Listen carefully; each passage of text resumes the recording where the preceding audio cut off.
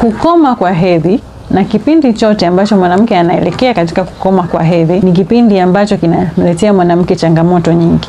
Lakini jambo la kusikitisha ni kwamba hamna taarifa nyingi ambazo zinamuandaa binti huyu au mwanamke huyu kudeal na hizo changamoto ambazo atakutana nazo au hata kuzifahamu ili azitegemee na ajijue.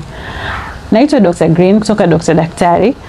Ningependa leo kuzungumza na wewe kuhusiana na changamoto, jinsi ya kudeal na hizo changamoto, lakini pia jinsi ya kuwaelewa ili kuwasaidia wanapokumbana na hizo changamoto.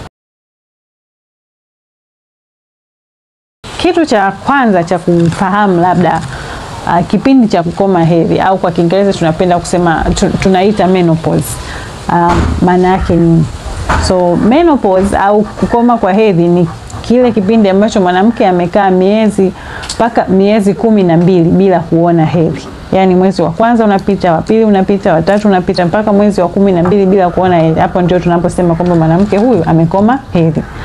Lakini kabla ya hapo mwanamke huyu ata notice au ataona mvurugiko mkubwa katika mzunguko wake wa hedhi. Kuna kipindi atapata hedhi na damu zitakuwa zinatoka kwa wingi sana, zinaweza zikamsumbua sana. Lakini kuna kipindi ataona mwezi unapita miezi miwili hamna chochote. Kuna kipindi itakuja inatoka kidogo. Kuna kipindi katikati ya mwezi ataona damu mara 2. Kabla hedhi haijakoma kuna mkanganyiko wa hormone ambao unaweza kupelekea mabadiliko mengi, sio tu katika hali ya kubleed ya mwanamke, lakini pia katika mood au hisia zake, katika mwenendo wake wa akili, katika afya yake ya mwili na vitu vingine vingi. Na kwa kweli hichi kipindi kinaweza kuwa kigumu kwa sababu hata kwenye mazingira ya hospitali sio jambo ambalo linaongelewa sana changamoto zote ambazo mwanamke anazokutana nazo. Kwa hiyo unaweza kukuta mwanamke anayepitia hii hali ya kuelekea kukoma kwa hedhi, tena hasa yule anayeelekea kuliko hata yule aliyokoma, anapitia mambo mengi ambayo akifika hospitali kunakuwa hakuna majibu. Tumeshafahamu kwamba tunasema mwanamke amekoma hedhi ikiwa miezi 12 imepita bila huyu mwanamke kuona hedhi yote. Lakini pia tumeona kwamba matatizo ya kukoma kwa hedhi huanza kabla ya kukoma kwa hedhi kabisa. Kumesema kuna hormone mbili kuu ambazo zinahusika na mzunguko wa mwanamke. Kuna hormone inaitwa estrogen na hormone inaitwa progesterone. Kwa hiyo hichi kipindi cha kukoma kwa hedhi, kwa sababu ya ule mzunguko umekoma, hizi hormone zinapungua sana kwenye mwili wa mwanamke. Kwa hiyo kadri zinavyoanza zinapelekea sisi kuwa na stages 3 au hatua 3 za kukoma kwa hedhi. Kuna wale ambao hawajakoma hedhi, yani tunaita premenopause, lakini kuna wale ambao wanakaribia kukoma hedhi ambao ni kipindi cha perimenopause. Alafu kuna wale ambao wameshakoma hedhi ambao wanaitwa postmenopause. Kwa hiyo menopause ni kile kikomo cha whether umekoma au hujakoma hedhi. Postmenopause mara nyingi huwa yani postmenopause ni baada ya menopause. Watu wengi ambao wanakoma hedhi kabisa katika umri wa kuanzia miaka 45 mpaka 55, muda wote kati ya hapo. Ila kabla ya huo umri wa kukoma hedhi umefika kabisa, watu wengi huanza kupata dalili za kuelekea kukoma kwa hedhi au kile kipindi cha perimenopause, ambazo huwa zinaanza miaka 3 mpaka 7 kabla hedhi haijakoma. Kwa hiyo unaweza ukaona hapa changanyiko. Mtu anaanza tayari experience dalili mbalimbali za kukoma kwa hedhi kabla hajakoma hedhi. Kwa hiyo atashangaa, mbona napata hiki, mbona napata hiki? Lakini akienda hospitali anakuwa hedhi bado haijakoma, au akata akijiangalia mwenyewe hedhi bado haijakoma. Sasa kwa nini? Binti anaweza kuchanganyikiwa au huyu mwanamke anaweza kuchanganyikiwa. Kwa hiyo perimenopause, hichi kipindi cha kuelekea kukoma kwa hedhi, inaweza kaanza hata kwa mtu kuanzia miaka 38 hivi kuendelea. Lakini kuna wengine ambao wanapata premature menopause, ambao menopause inaanza mapema kabla ya umri wote. Kwa hiyo unakuta mtu chini ya miaka 35 lakini tayari ameshaanza dalili za kuelekea kukoma hedhi. Dalili zenyewe ni zipi ambazo tumesema hizo dalili zinaweza zikamletea mwanamke changamoto? Hormone hizi za uzazi tunaziita hormone za uzazi, lakini zipo sehemu mbalimbali za mwili pamoja na kwenye ubongo wa mwanamke. Kutokana na hivyo zinaweza kuleta dalili mbalimbali, zinapopungua zinaweza kuaffect jinsi sehemu nyingi zinavyofanya kazi. Tuanze na dalili moja ambazo tunaziita vasomotor, ambazo zinahusisha labda mishipa na misuli na uwezo wa mwanamke kucontrol hali ya joto, hali ya ujoto na ubaridi. Kwa hiyo kwanza kuna kitu kinaitwa hot flashes. Nadhani hichi ni kitu ambacho tukiongelea menopause watu wengi tunakifahamu au tumewahi kukisikia. Hot flashes, mwanamke anakuwa na vipindi ambavyo anasikia joto kali sana, anatoka jasho kwa wingi, yani anakwambia anasikia joto, yani anashindwa kulivumilia hilo joto. Okay, na hiyo ni kwa sababu ya menopause. Unaweza ukakuta labda hali ya hewa ya eneo iko vizuri tu na watu wengine wako vizuri tu, lakini yule mwanamke anakuambia mbona kuna joto jamani, si tuongeze kidogo au shusha hiyo temperature ili tupate kaubaridi, yani anasikia joto, au anaamka katikati ya usiku anasikia joto. Kwa hiyo hizo hot flashes kuna ambao sasa wanazipata mara nyingi sana, kwa hiyo inaweza ikawa kero kubwa kwao, ikawasumbua kwa kufanya kazi. Sijui unaweza kuimagine labda katika huu umri miaka 38 40 kuendelea, huko ni umri ambao especially kwa wale wanawake ambao wana mafanikio kikazi, unakuta wamefika kwenye zile nafasi za juu, labda yuko kwenye mikutano ya board au ana present kitu, halafu hapo katikati anaanza kutokwa jasho kupata hiyo hot flashes. Sasa sijui unaweza ukapiga picha jinsi gani inavyoweza ikam-affect huyu mtu, akakosa confidence ya kuendelea au akakosa kufunction vizuri. Okay, lakini pia kusweat usiku, anasikia joto sana, wakati wengine wanaweza kawa anasikia tu baridi, vitu kama hivyo. Dalili zingine ni dalili za mfumo wa mkojo. Mfumo wa mkojo unapata mabadiliko kipindi cha kuelekea kugoma kwa hedhi, kwa sababu ya tumesema tena upungufu wa zile hormone especially estrogen. Kwa hiyo kuna risk ya huyu mwanamke kuwa na hali ya kushindwa kuvumilia mkojo. Yani anapobanwa na mkojo inabidi aende hapo ile anakuwa tunaita urinary urgency, yani mkojo unapombana lazima aende, anashindwa kuhold. Okay, hali nyingine ni kama uke unakuwa mkavu sana. Uke unakuwa mkavu, kwa hiyo inaweza kupelekea pia na uke unakuwa unawasha. Hali hiyo inaweza ikapelekea maumivu wakati wa kukutana na mwenza wake, kwa hiyo ikamsumbua, ikamfrustrate huyu mwanamke. Lakini pia kupata UTI mara kwa mara, infections za mfumo wa mkojo, yuko kwenye risk ya kupata mara kwa mara kutokana na hiyo hali ya kuelekea kukoma kwa hedhi. Kwa hiyo kukoma kwa hedhi sio tu ile hedhi kwamba imekoma basi. Sio tu badiliko ambalo mwanamke anapitia, hapana. Yani yapo mabadiliko mengi sana kwenye mwili wake ambayo yanaendelea kwa sababu ya hizo hormone kuwepo kwenye hizo sehemu mbalimbali. Kwa hiyo tumeona hapo kwenye mishipa, tumeona pema kwenye mfumo wa mkojo. Lakini pia kuna mabadiliko ya muda au ya hisia. Okay, huyu mwanamke anaweza akapitia hali ya kuwa na wasiwasi sana. Anapata wasiwasi ambao kwa kawaida yeye alikuwa anaweza kuhandle mambo, lakini sasa hivi wasiwasi unamjia mkubwa, au anakuwa na hali ya huzuni, au wengine wanaelekea mpaka kupata sonona, depression, ambao kwa hiyo wanakuwa wanahitaji msaada wa kiafya, wa afya ya akili. Inaweza ikapelekea matatizo ya kumbukumbu. Huyu mwanamke kuna kitu kinaitwa brain fog, yani anakuwa kama kitu anakisahau. Kitu kilikuwa tu hapa, yani kama vile inaelekea ukikumbuka lakini kikumbuke, yani unakuwa unapoteza, kama vile unakuwa una ukungu kwenye ubongo wako au kwenye kumbukumbu zako. Kwa hiyo brain fog nayo inaweza ikatokea kipindi cha kukoma hedhi. Kwa hiyo sasa hapo unaweza ukaona mtu ambaye anaaminika, au tupige picha labda ni lecturer anafundisha wanafunzi, then anataka kutaja kitu hakiji. So ni jambo ambalo linaweza kidogo lika frustrate huyu mwanamke katika hichi kipindi. Na pia kama tumeona hapo, hii effect inakuwa inatokana na ubongo, kwa sababu pia estrogen ipo kwenye ubongo. Lakini pia tunaona mifupa nayo inaathiriwa na hali ya kuelekea kukoma kwa hedhi. Tunaona huyu mwanamke anaandago kitu kinachoitwa osteoporosis, yani mifupa yake inapungua uzito, calcium inaondoka kwenye mifupa. Mifupa haiwezi tena kunyonya vizuri calcium, kwa hiyo inaanza kuwa weak, inapungua uimara wake. au bone density, yani ule uzito wa mfupa unapungua. Hali inaweza kupelekea maumivu ya mifupa. Kwa hiyo mwanamke atakuwa anapata maumivu kwenye mifupa, lakini sio tu maumivu kwenye mifupa, lakini pia anaweza yuko kwenye hatari kubwa ya kupata kuvunjika mifupa. Yani yeye akianguka kidogo yuko kwenye hatari ya kuvunjika, kutofautiana na mtu mwingine kwenye grupu nyingine, labda mwanaume au kijana. Okay? Kwa hiyo hiyo nayo ni changamoto. So inabidi ajilinde, awe mwangalifu zaidi anapotembea, anapofanyaje. So inasumbua. Kitu kingine ni maumivu ya sehemu mbalimbali za mwili, au usumbufu kwenye sehemu mbalimbali za mwili na maumivu. Kwa hiyo unaweza kukuta anapata sana maumivu ya kichwa, maumivu ya mwili, yani anaumwa tu mwili. Hawezi kukuelezea kwa nini anaumwa mwili, au unakuta labda ameamka bega isogei.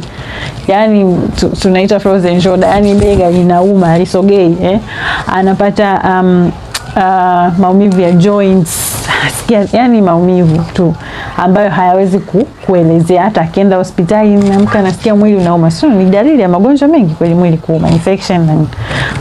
Anaenda hospitali labda anapimwa hiki na hiki, lakini hamna kinachoonekana. Kwa hiyo anakuwa kwenye hali ya stress. Sasa kwa nini ninaumwa? Ninaumwa. Au kuna wale wengine ambao tuna idea, tunamwambia hiyo itakuwa menopause, ni kawaida.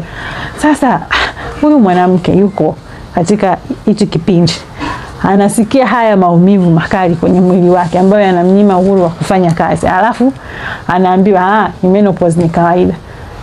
Ni kawaida kuwa na maumivu, ni kawaida. Okay, hata kama tunajua sababu ni normal physiology, lakini kwake yeye hiyo ni real pain, yani maumivu halisi anayoyapata, anahitaji msaada.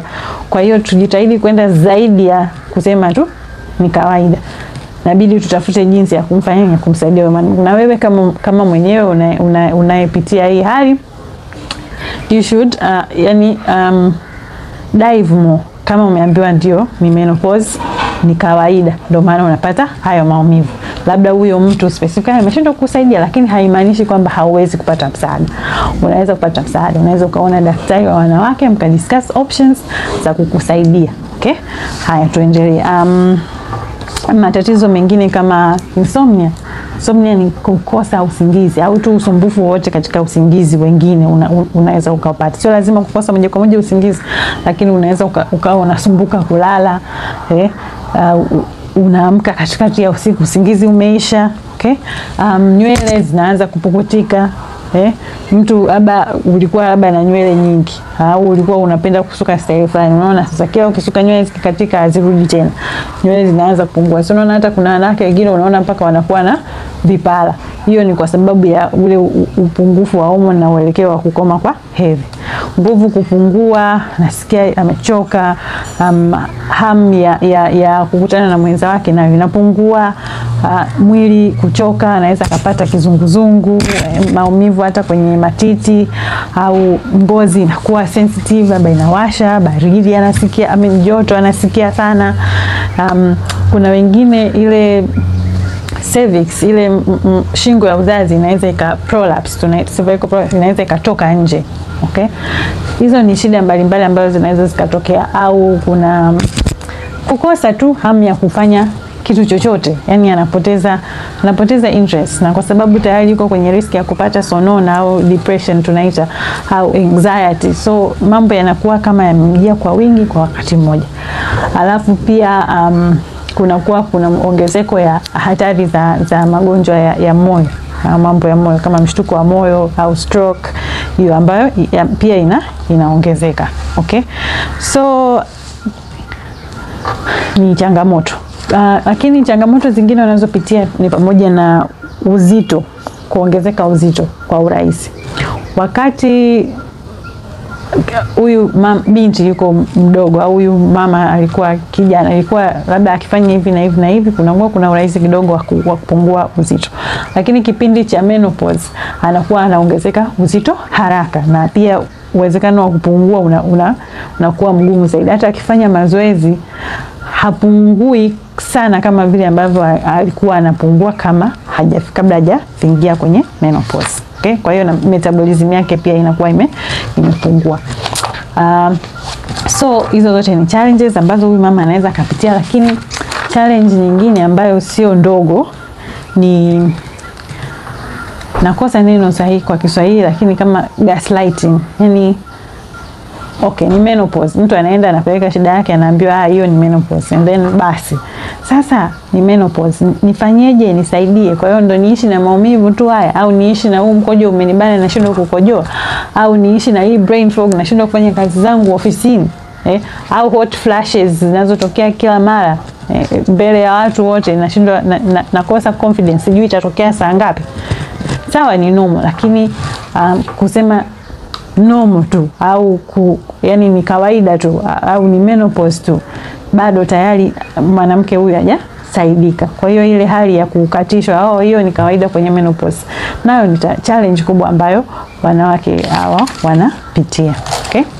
Sasa tumeona changamoto ambazo wanawake anapitia hawa, lakini je, njia gani ambazo mwanamke huyu anaweza akatumia zikamsaidia? Vitu gani vinaweza vikamsaidia katika hali yake ya kukoma kwa hedhi? Okay, so let's discuss that too.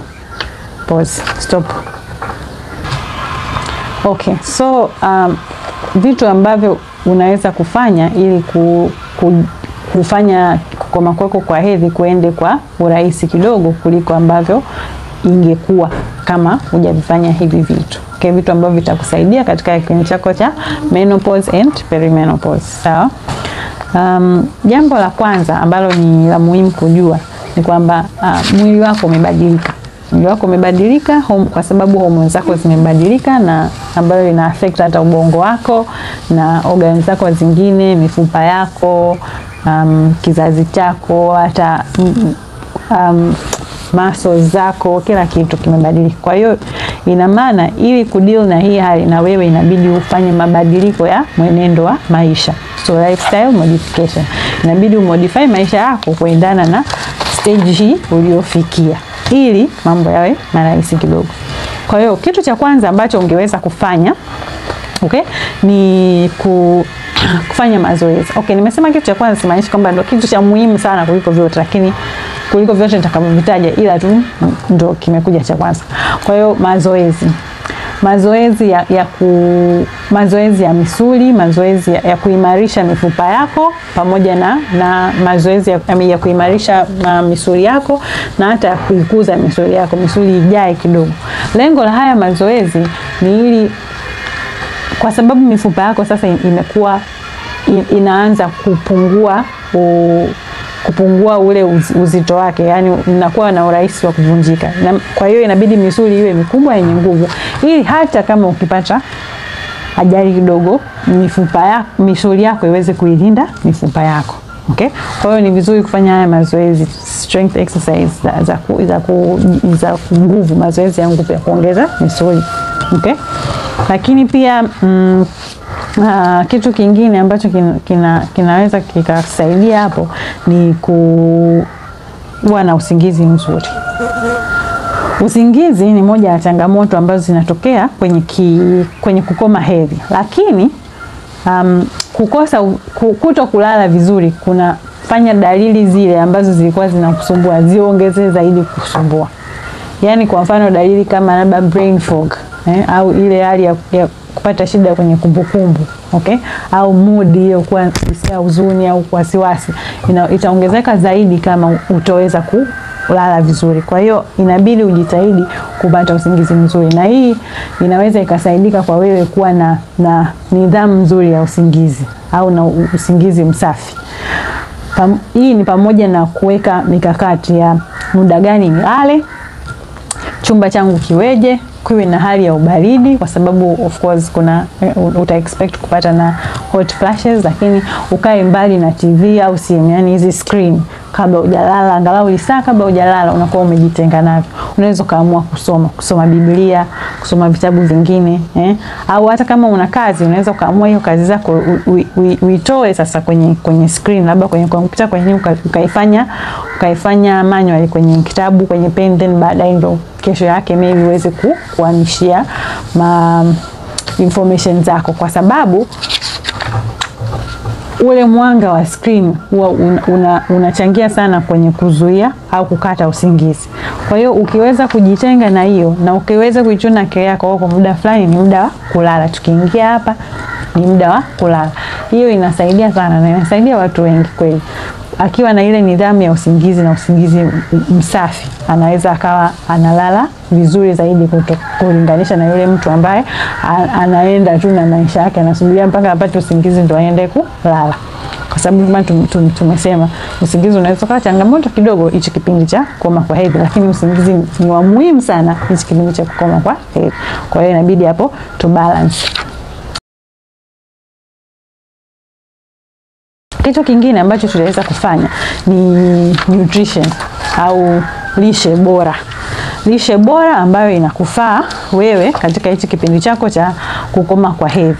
Lishe bora ambayo unaweza kutumia ni pamoja na vyakula ambavyo vinaondoa uvimbe. Tunaita anti-inflammatory foods kwa Kiingereza. Lakini kuna zile hali za maumivu. Sasa kuna vyakula ambavyo vinaweza kutarget ambavyo vinausaidia mwili wako kupona, okay? Kwa hizo anti-inflammatory foods sasa ni kama vile mboga za majani, especially hizi ambazo majani yake ni yana ule ukijani mweusi zaidi. Samaki, okay? Nuts kama karanga, almond, korosho, kama hivyo, alafu kula vyakula ambavyo havijachakatwa au havijakobolewa, okay? Kwa hiyo whole grains. Lakini pia vitu kama mtindi vinakuwa vina calcium nyingi, vina saidia katika kuheal mwili wako, okay, na mifupa yako.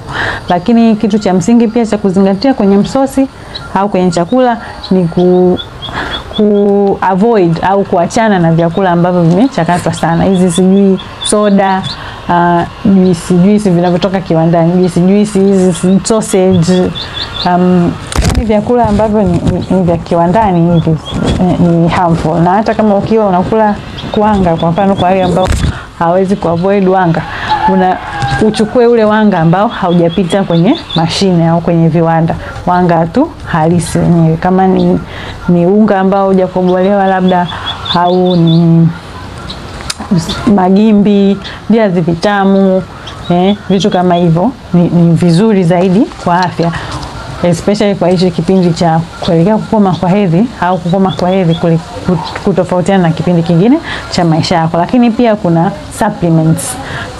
Kwanza kuna nutrients ndogo ambazo zinasaidia kwa mwili wako. Pamoja tunaweza tukasema ukaongeza spices nzuri, spices kama manjano, au zamani ilikuwa ni binzari ile ya njano, okay? Lakini kuna hizi collagen watu wanatumia, zinauzwa kama supplements, collagen, vitamin D, magnesium, omega 3, omega 3 fatty acids ni nzuri sana, vitamin K, zote hizo zinaweza zikasaidia kudeal na zile symptoms ambazo unapitia kipindi cha kuelekea kukoma kwa hedhi, okay?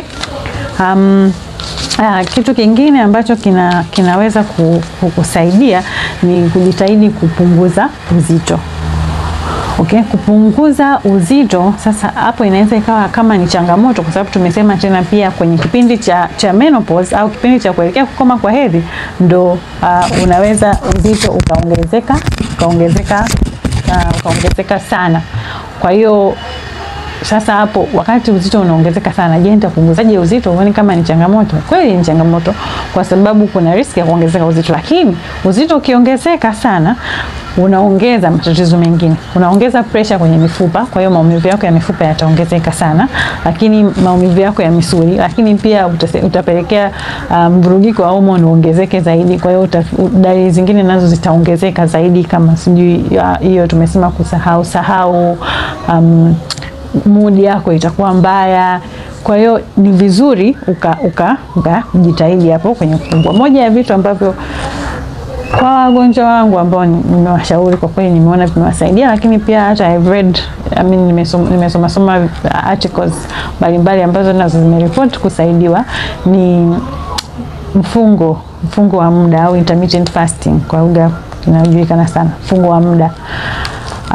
Unasaidia sana katika kupunguza uzito katika hichi kipindi cha menopause. Lakini sio tu kupungua uzito, nimeona pia umesaidia watu na kupunguza symptoms zingine, dalili zingine ambazo wanapitia, especially zile za kusahau na hot flashes zimesaidia kweli.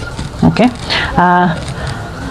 Kitu kingine ambacho ni kizuri kuzingatia au cha muhimu ni kuacha kuvuta sigara. Kama wewe ni mvutaji wa sigara, acha kabisa, kwa sababu sigara inafanya hizi dalili zote hizi ziongezeke maradufu, alafu inafanya kuuma kwa hedhi kuje kwa haraka zaidi. Lakini pia pombe nayo inaongeza sana hizi dalili, especially dalili kama za hot flashes, zile alcohol au pombe imehusika na kuongezea sana hii hali ya mtu kusikia hot flashes, ile joto tuliongelea. Alafu pia na dalili zinazohusiana na ubongo, zile kumbukumbu, hisia mbaya na nini. Okay? Kitu kingine ni vyakula vyenye pilipili kwa wingi. Vyakula vyenye pilipili kwa wingi sana nimeona hata kwa my patients, hivi vyakula akiviacha, dalili hizi za especially hizi hot flashes yani kuna ambao wameniambia kwamba wanaona zimepungua angalau. Okay? Kwa hiyo akila pilipili anaona anaanza kupata ile joto mara kwa mara zaidi. Kwa hiyo vyakula vyenye pilipili sana navyo ukipunguza kwa hichi kipindi cha kuelekea menopause, itakusaidia uweze ku-experience, especially kama wewe unapata hot flashes, inaweza ikasaidia upungue kupata hiyo hali ya hot flashes. Kitu kingine cha muhimu ni kufanya mazoezi ya nyonga. Mazoezi ya nyonga moja hapo ni kama mazoezi ya Kegel. Unafanya kama unabana mkojo hivi, unahesabu labda 1, 2, 3 mpaka 10, alafu unaachia. Tena unafanya tena. Tutaidiscuss kwa undani zaidi kwenye video nyingine, lakini Kegel exercise ni moja ya vitu ambavyo vinasaidia hata kwenye ile hali ya kushindwa kubana mkojo. Ile hali ya ukibana tu mkojo inabidi ukojoe hapo hapo. Inakupa wewe uwezo zaidi wa kucontrol kibofu chako cha mkojo. Okay? Vitu vingine ambavyo sasa hivi ni vya kidaktari zaidi ambavyo vinaweza kukusaidia wewe ni pamoja na msaada wa kiafya ya akili. Kuna watu ambao hichi kipindi kwao ni kigumu sana, wasiwasi wanaopitia au ile huzuni inayowakumba inakuwa kubwa sana. Unaweza kumwona mtu amebadilika kabisa, yani amekuwa tofauti. Kwa hiyo msaidie kutafuta msaada, au kama ni wewe tafuta msaada. Ni jambo ambalo linaweza likamtokea mtu yoyote, kwa hiyo wala sio jambo la ajabu wewe kutafuta msaada wa kiafya ya akili kwa hichi kipindi unachopitia. Sio kwa sababu umechanganyikiwa au una matatizo au ni nini, ni hormones zako tu zimebadilika kwa hichi kipindi. Kwa hiyo utapata msaada wa kusaidia jinsi ya kuhandle hichi kipindi. Kuna vitu kama cognitive behavioral therapy, jinsi ya kuact, tutafundishwa na wataalamu wa afya ya akili. Lakini kitu kingine pia ni inaitwa hormone replacement therapy. Yani unarudishiwa zile hormones zako ambazo zimepungua ili uweze kubalance. Kuna watu ambao dalili zao zinakuwa kubwa sana na wanashindwa kuzihandle yani. Kwa hiyo ukifikiria mtu ambaye anapitia hizi dalili zote hizi, ambaye yupo kwenye sehemu fulani hivi ya maisha ambayo anahitaji kuconcentrate au anahitaji msaada, alafu vitu vyote vinamjia kwa wakati mmoja, au mtu anapata severe depression, yani sonona ile kubwa, labda anafikiria kujiua na nini, na vitu vingine vingi. Kuna hormone replacement therapy, yani kurudishiwa kwa hormone ambazo zimepungua. Hii ni option ambayo haipendelewi sana, lakini ni option ambayo ipo, ni huduma ambayo ipo. Kwa hiyo wewe unaweza kuongea na daktari wako wa wanawake kama hii inakufaa. Sio kwamba uende ukamwambia nataka hii, hapana. Singekushauri ufanye hivyo. Nakushauri udiscuss naye kwa nini anaona inakufaa au kwa nini anaona haikufai, na kumwelezea kitu ambacho unapitia ambacho kinakufanya uone unahitaji hiyo huduma. Okay? Hiyo itasaidia na wewe kuelewa sehemu uliyopo, au kama ana msaada mwingine tofauti atakupatia pia. Okay? Hii hormones zinakuwa na hatari mbalimbali pia, ndio maana Sio kwamba kitu cha kwanza utakachoambia unaenda unaelekea kukoma kwa hedhi tukupe hii. Hapana, kuwa ina risk mbalimbali. Nitataja chache tu. Ni risk ya kupata mshtuko wa moyo, risk ya kupata stroke, okay? Na pia kuna watu ambao haruhusiwi kutumia hizi hormone, kama vile watu ambao wamewahi kuwa wana historia ya kuwa na kansa ya titi, watu ambao wana historia ya kupata damu kuganda, ile clot, okay? Watu ambao wana historia ya magonjwa ya ini, okay? Kwa hiyo sio haimfai kila mtu, lakini inaweza kumsaidia sana mtu. Kwa hiyo mtu fulani. So udiscuss na daktari wako wanawake